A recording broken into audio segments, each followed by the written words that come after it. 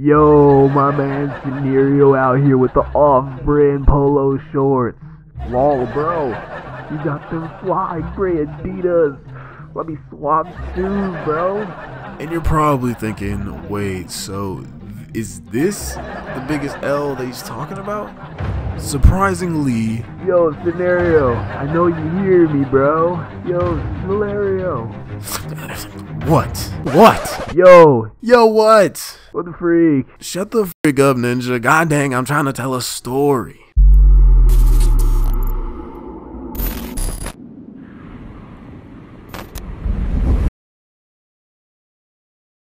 As I've told in various stories, my worst times were in my 2 years of middle school. Now, though I didn't intend to be the laughing stock of Nathan Hale, I also didn't intend to learn my biggest lessons while I was there. And over time, people have noticed that I've always complained about the worst from school, and whether they believe me or not, they weren't in my shoes and weren't looking from my perspective. My mind wants to tell me that 8th grade was way more worse out of the 2 years based off of the story that I'm about to tell you. And this was all because I wasn't using my common sense of knowledge. In life, people will try to hurt you and break you down until there's nothing left. It's just a matter of time before you unleash the beast, and then everyone will turn heads at you because you finally are having that inner savage that no one ever expected. That never happened with me. And I was always the introverted, shy kid, especially around my own family. And at school, I used any time possible to be myself. Even if that meant being myself to an extent that it wasn't really me.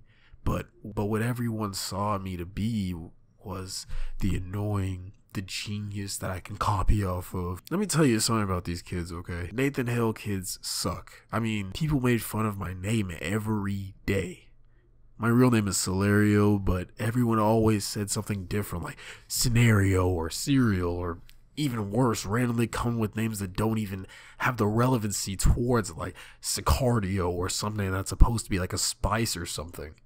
And like I said before, this wasn't just once in a while, this was every day. Now this particular story includes gym class, and in gym class you have to change out, and it's required from 6th grade to 10th grade. And obviously as a 13, 14-year-old, I hated changing out, and now that I'm in the 8th grade, and now that I'm in the 11th grade, I no longer have to struggle to get in and out of my clothes before the bell rings for passing. But back then, we had lockers that could easily be open. Like, no cap, I could put my gym clothes in any lock. The biggest concern I had about changing out was getting my regular clothes back on and making it out of class on time. Our teacher was very weird, but also very constructive. For example, we had to line up and stay in that line until everyone was silent, and then we could leave the gym and go to the locker room. And we had the most talkative class, so of course, pretty much every day we were standing in line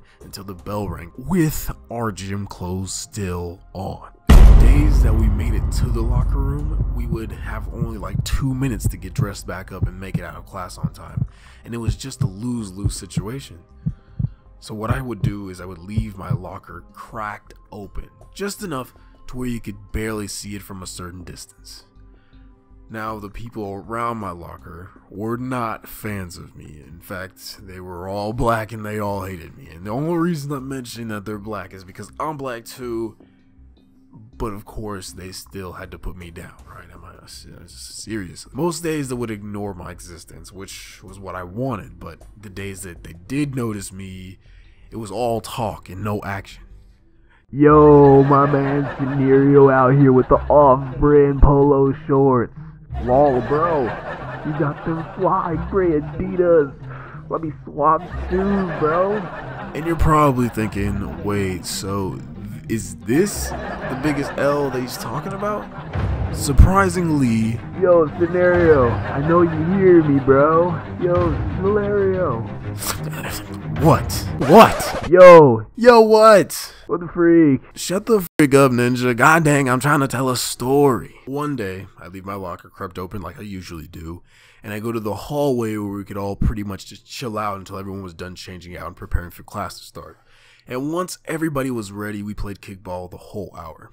Once class was over, we lined up, and as soon as everyone was quiet, we walked into the locker room. My G, no caps lock needed. I walk to my locker, and it's open. My backpack was opened, and my clothes were missing. My eyes peered into the back of my head. I wanted to die. I ran into my gym teacher's office, and shaking like a maniac, I told him my stuff was forcefully taken out of my locker. He expressed that he really didn't care, and he pinned my loss of clothing on me, basically saying my clothes didn't just open the locker door and walk out on their own. He finally made a big deal about it, saying no one could leave until my things were found. Then I hear, Nate, you had him. Nate, where'd you put him? Nate and I were not friends, obviously. He was a short Mexican dude with the most trash personality, right next to my man, John. The only difference is John was never this stupid. Ronnie and one of my old friends, Devin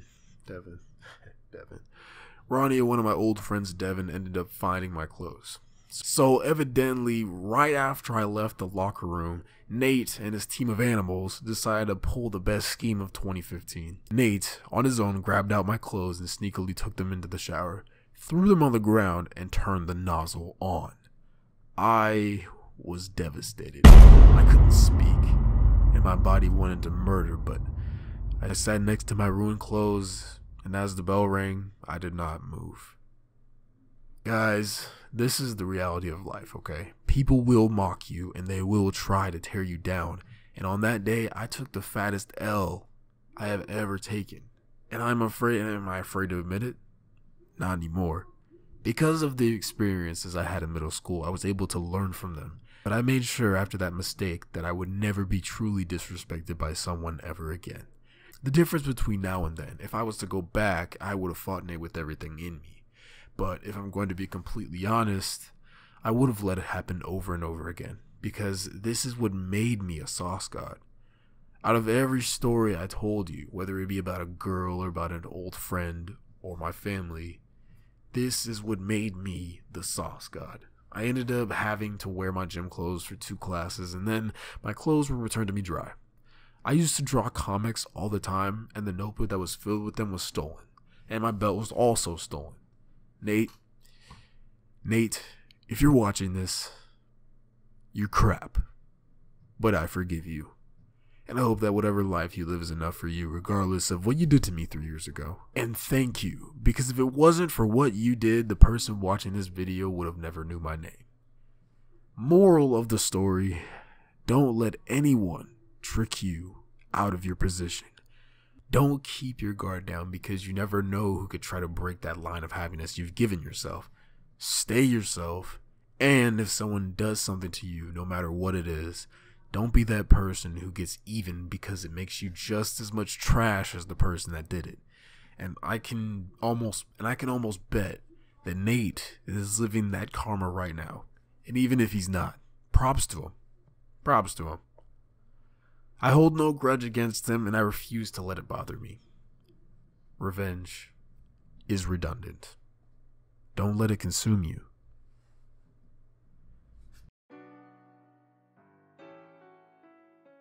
Thanks for watching, guys.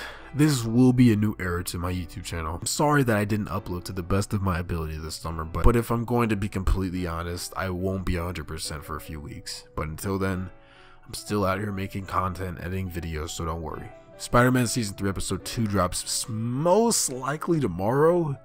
I'll be daily uploading on here and my new vlog channel. So stay tuned. Next animation drops sometime tomorrow. Might double upload. Let's hit 15 likes for that. I love you, and I'll see you again soon.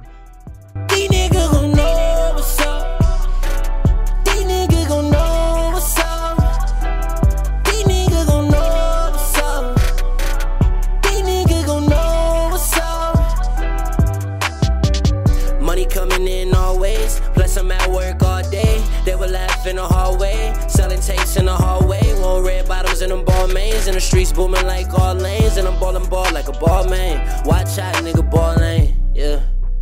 I'm living life for the bad days, times when I needed dad days. Couldn't even take a bath days, washing up with a rag days. And them times I wish I never had days. All the wishing these were my last days, when I used to cover up the sad face. But